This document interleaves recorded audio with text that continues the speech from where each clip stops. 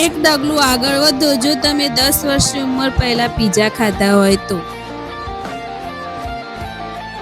એક ડગલું આગળ વધો જો તમે પ્રાઇમરી સ્કૂલમાં એક જ સમયમાં 3 જોડી જૂતા લીધા હોય તો.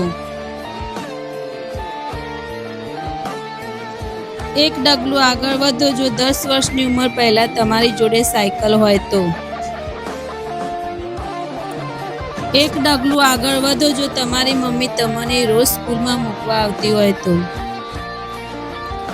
એક ડગલું આગળ વધો જો તમે કોલેજના બધા સેમિસ્ટરમાં તમારી જોડે નવી ચોપડીઓ હોય તો.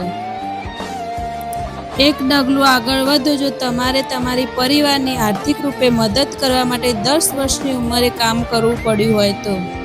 जिसको जो भी मिलता है दे सबक नहीं मिलता मुझसे बोले मन मेरा सबको सब नहीं मिलता.